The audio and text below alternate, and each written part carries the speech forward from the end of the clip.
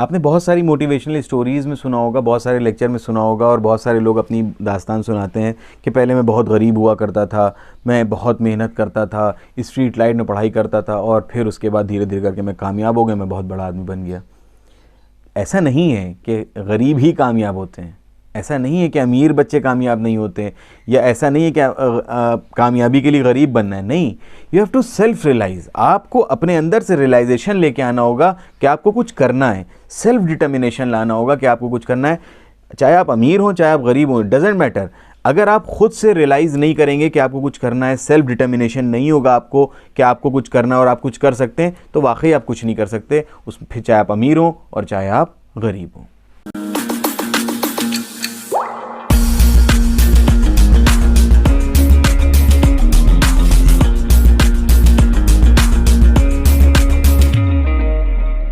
Dear viewers of the educators, we hope that you all are fine and doing well.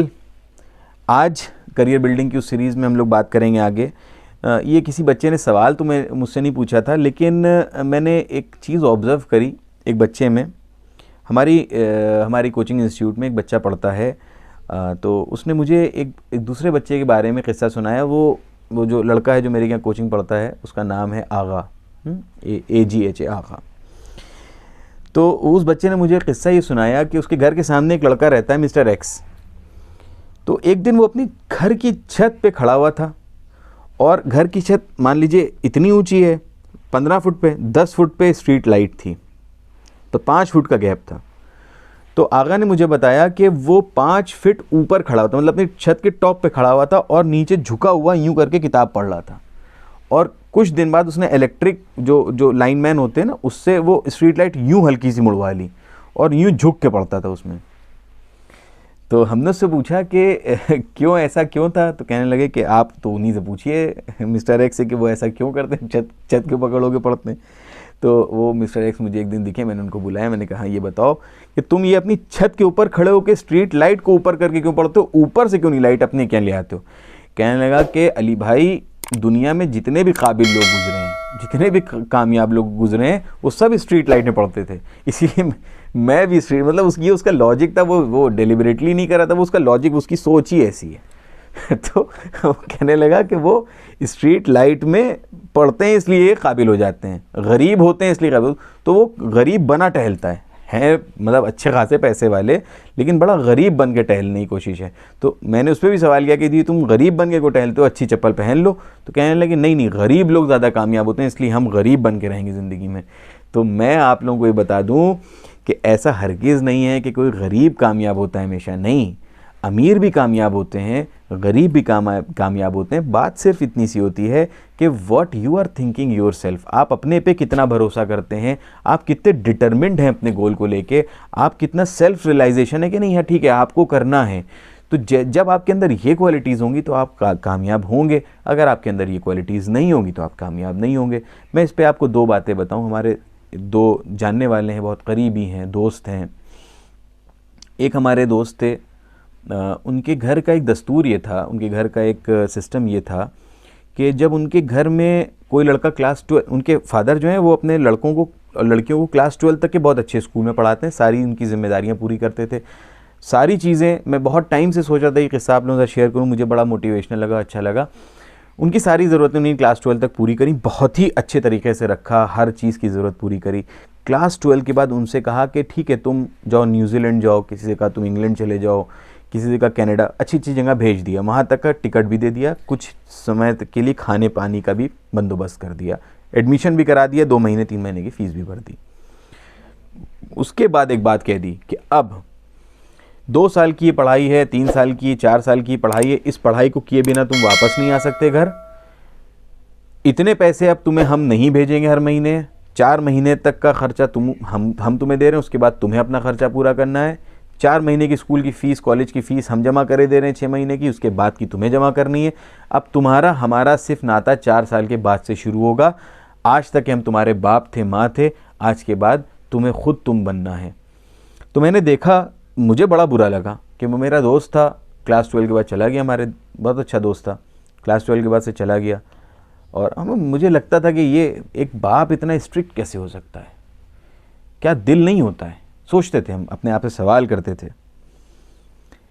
फिर अब जाके मुझे ये चीज़ याद आई, और जब मेरे दोस्त वो माशाल्लाह से बहुत अच्छी तरह सेट हो गए अब्रॉड में, तो अब मेरी जब बात होती है तो मैंने उनसे तो नहीं कहा, लेकिन मैं ये वीडियो उनको ज़रूर भेजूँगा। तो अब मैंने देखा कि दे आर सक्सेसफुल, बहुत अच्छी तरह वेल सेटल्ड हैं, बहुत कामयाब हैं। तो हम ये सोचते थे कि ये मतलब इनके फादर इतने स्ट्रिक्ट कैसे हो गए कि मतलब बच्चों को इतनी दूर भेज दिया। लेकिन बाद में अब ये चीज़ें रियलाइज़ हुई एज अ करियर काउंसलर। मैंने देखा कि जब उन्होंने अपने बच्चों को अपने पास से दूर भेज दिया और उनके बच्चों को ये रियलाइज़ हो गया कि अब मेरे पास और कोई रास्ता बचा ही नहीं है सिवाय इसके कि मैं मेहनत करूं, क्योंकि 4 साल से पहले घर वापस नहीं जा सकते, यहाँ रहेंगे तो खाना पड़ेगा, खाने के लिए पैसे कहाँ से आएंगे। तो वो उन लोगों ने अब ख़ुद वहाँ पे कुछ शायद जॉब्स करी थी पार्ट टाइम, और वहाँ पे उन्होंने अपने को इस्टेब्लिश किया, मेहनत करी, उसी पैसों से अपने ख़र्चे को भी चलाते थे, अपनी स्कूल की फ़ीस, कॉलेज की फ़ीस भी जमा करते थे। हो सकता है शायद थोड़ा बहुत उनके फादर वगैरह सपोर्ट कर देते हो क्योंकि फ़ीस ज़्यादा होती होगी, लेकिन मुझे उसके बारे में बहुत ज़्यादा अंदाज़ा नहीं। लेकिन ये कि उन्होंने अपना ख़र्चा वहाँ चलाया अपनी खुद की मेहनत करके, पार्ट टाइम जॉब्स करके। तो वो पार्ट टाइम जॉब करते वक्त वो ज़िम्मेदारी भी आती गई, पढ़ाई करते रहे, तो उसके अंदर भी उनको पैसे जमा करना था, थोड़ा बहुत शायद फादर से सपोर्ट हो, तो उनके अंदर एक ज़िम्मेदारी आती गई, उनके अंदर सेल्फ रियलाइजेशन आता गया कि नहीं, अब हमें हम ही को करना है, हमारे पास और कोई दूसरा रास्ता है ही नहीं। अगर हम इधर जाएंगे तो घर नहीं जाने को मिलेगा, पढ़ाई छोड़ेंगे तो यहाँ परदेश में क्या करेंगे। तो सेल्फ रियलाइजेशन के चलते उन्होंने मेहनत करी, धीरे धीरे करके, थोड़ी मुश्किलें हुई ज़रूर होंगी, लेकिन आज वो सक्सेसफुल हैं। इसी तरीके से मेरा एक और दोस्त है, बहुत ही कामयाब है आज आप लोगों की दुआ से।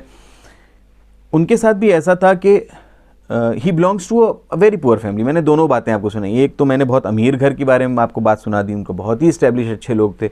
एक बहुत गरीब लोगों के बारे में आपको बता दूं, हमारे एक दोस्त हैं, बहुत ही गरीब थे, घर के हालात बहुत ख़राब थे। मैं बहुत छोटा था, बचपन से दोस्ती है, बहुत ही गरीब थे। पहले हालात ठीक थे, धीरे धीरे करके ख़राब होते चले गए, बीमारियाँ और दुखियाँ, सब बड़ी परेशानियाँ थीं। खैर, तो उसमें मैंने ये देखा कि वो बच्चा साइंस साइड में था, पढ़ाई कर रहा था। फिर उसके बाद क्योंकि हमारे साथ थे, तो क्या कहें, मेरी परछाई शायद पड़ी हो कि वो मैथ में बड़े कमज़ोर थे। खैर, मैथ में बहुत बेचारा कमज़ोर, क्लास 10th निकाल लिया जैसे तैसे, 11th में आए, और दिमाग में ये था कि कॉमर्स वाले बच्चे बड़े ख़राब होते हैं, उनके दिमाग में भर दिया गया था कॉमर्स नहीं लेनी है, कुछ हो जाए कॉमर्स नहीं लेनी है। तो खैर 11th क्लास में मैथमेटिक्स की क्लास में हम लोग बैठते थे, मेरी तो खैर समझ ही में नहीं आता था, मैं तो ऑन कैमरा कई बार एडमिट कर चुका हूँ, मेरी तो समझ ही में नहीं आता, ना फिज़िक्स ना मैथमेटिक्स, होते अच्छे सब्जेक्ट हैं लेकिन मेरी समझ में नहीं आते थे, पता नहीं क्यों। खैर, तो उनको भी समझ में नहीं आते थे। उस बच्चे ने फिर क्या किया, हमने तो खैर फ़िलहाल छोड़ के कॉमर्स ले ली थी, उन्होंने मैथ्स छोड़ी, फिर बायो ले ली, फिर पीसीबी से तैयारी शुरू करी। बायोलॉजी अच्छी तरह समझ में आने लगी, वो बहुत कंफर्टेबल थे, बायोलॉजी, केमिस्ट्री और बाकी सब्जेक्ट अच्छे लगे। फिज़िक्स की क्लास में जाते लगता था उनका किसी ने खून चूस लिया, बिल्कुल एकदम परेशान, एकदम डरे हुए, कहीं सर सवाल ना पूछ लें, डरे बैठे। हम लोग से भी कहते चुप रहो, अभी क्लास चल रहा है, बाहर अंदर से इशारे होते थे। खैर, वो धीरे धीरे करके फ़िज़िक्स रोज़ बेचारा हम लोग से कहता था, आज तो मेहनत करके जा रहा हूँ, आज तो मैं सीख के आऊँगा सर से। फिर बेचारा बाहर आता था, कहता था सर कुछ समझ ही में नहीं आ रहा, सब सर के ऊपर से निकल रहा है। धीरे धीरे करके खैर वो दौर आया कि 3 महीने गुजर गए, उसने फ़िज़िक्स छोड़ दी। हमारे यूनिटी कॉलेज में आर्ट्स स्ट्रीम नहीं थी उस टाइम तक, तो अब उसको फ़िज़िक्स तो आई नहीं, केमिस्ट्री बायोलॉजी आती थी, लेकिन पी तो लेना कंपलसरी था, चाहे पीसीएम लें चाहे पीसीबी लें, पी तो लेना ही था। पी भी नहीं आ रही थी, एम भी नहीं आ रहा था, बचा सी और बी, केमिस्ट्री और बायोलॉजी। तो इन दो से तो चरखा चलना नहीं था, 3 चाहिए थी चीज़ें। कुल मिला के ये हुआ कि भाई कॉमर्स तो लेंगे नहीं, कसम खा ली थी, नहीं क्या था दिमाग में, किसी ने समझा दिया था फैमिली में, उनके ख़ानदान में, छोड़ दिया, पढ़ाई छोड़ दी और हैंड एम्ब्रॉयडरी का वर्क शुरू कर दिया उन्होंने। जरदोज़ी और आरी जरदोज़ी, इस तरह से जो आप लोग ने देखा होगा कपड़ों में, हैंड एम्ब्रॉयडरी का वर्क उन्होंने शुरू कर दिया। काफ़ी वक्त गुजर गया, उसने काम भी सीख लिया, पढ़ाई छोड़ दी।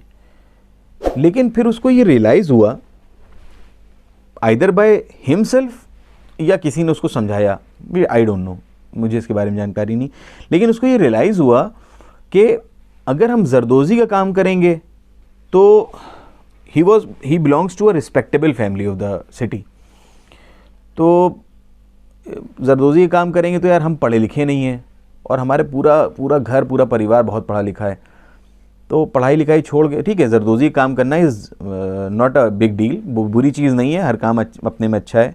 I am promoting any work, ना ही मैं किसी भी काम को डाउनग्रेड कर रहा हूँ।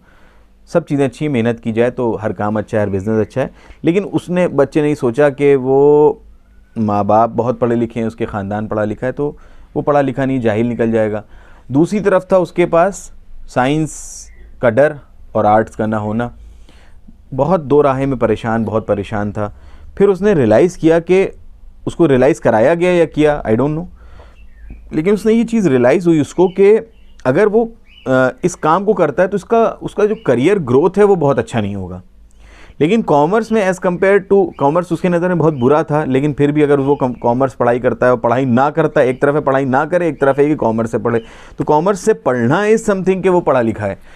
तो उसने खैर कुल मिला के फिर एडमिशन उसी साल फिर से लिया कॉमर्स में। अब जब उसने कॉमर्स में एडमिशन लिया तब ध्यान समझिएगा कि उसके पास एक तरफ रास्ता था, एक तरफ खाई थी, एक तरफ शिकारी, ये वाला मामला था। एक तरफ साइंस थी जिसको पढ़ नहीं सकता था, एक तरफ काम था जिसको वो करना नहीं चाह रहा था। तो अब उसके पास मजबूरी कहिए या शौक़ कहिए या सेल्फ डिटर्मिनेशन कहिए, उसने कहा अब एक ही रास्ता बचा है, वो है कॉमर्स, और हम इस कॉमर्स को ही पढ़ेंगे, इस कॉमर्स से एक कामयाबी हमें हासिल होनी है, इस कॉमर्स के अलावा मेरे पास अब कोई और रास्ता नहीं है। मतलब कॉमर्स उसका अब पहला और आखिरी रास्ता था, first and the last choice. उसने उस कॉमर्स को पढ़ने में, उस कॉमर्स, क्योंकि उसको कुछ और नहीं करना था, अब वो कर ही नहीं सकता था, तो कॉमर्स के बारे में उसने खूब जानकारी हासिल करना चाहिए। उसको फर्स्ट नहीं आना था, उसको कॉमर्स जाननी थी क्या है। वो खूब मेहनत करता रहा, कॉमर्स जानता रहा। आज के टाइम पे हमारे साथ उसने पढ़ाई करी पूरी, और इस वक्त वो एक सीए है और बहुत ही सक्सेसफुल सीए है हमारा वो दोस्त। तो कहने का मतलब ये है कि जब उसको ये रियलाइज़ हो गया कि अब उसके पास कोई और रास्ता नहीं है, सिर्फ यही रास्ता है जिसको उसको अचीव करना है, तो उसने उसमें अपनी जान लगा दी, डिटर्मिनेशन लाया अपने अंदर, और उसमें आगे बढ़ने की जो एक चाह पैदा हुई, इसकी वजह से वो कामयाब हुआ। तो कहने का मकसद ये है कि चाहे आप अमीर घर से हो, चाहे आप गरीब घर से हो, तो अमीर और गरीब डज़न्ट मैटर क्या करता है कि आप में कितना डिटर्मिनेशन है, कितना रियलाइजेशन है। और जब आप ये रियलाइज़ कर लेंगे कि आपको कामयाब होना है, तभी आप कामयाब हो सकते हैं। गरीबी आपको कामयाब नहीं करती है, परेशानियाँ आपको कामयाब नहीं करती हैं। हाँ, परेशानियाँ बहुत कुछ सिखाती हैं, लेकिन परेशानियाँ ही कामयाब नहीं करती हैं। ऐसा नहीं कि आप बहुत अच्छे घर से हैं और सूखा रुकर खाने लगिए, टूटी चप्पल पहनने लगिए, स्ट्रीट लाइट में पढ़ने लगिए और कहीं हम बहुत कामयाब हो जाएंगे। तो ऐसा हरगिज़ नहीं है। आप जिस तरह भी रहते हैं, जैसे भी आपकी लाइफ स्टाइल है, आप उसी तरह रहिए, बट अपने आप को पहचानिए, इनर बीइंग को पहचानिए, सेल्फ रियलाइज़ किए, मोटिवेट होइए, और तब आप कामयाबी की तरफ आगे बढ़ेंगे। So till then, thank you for watching, stay safe and stay healthy.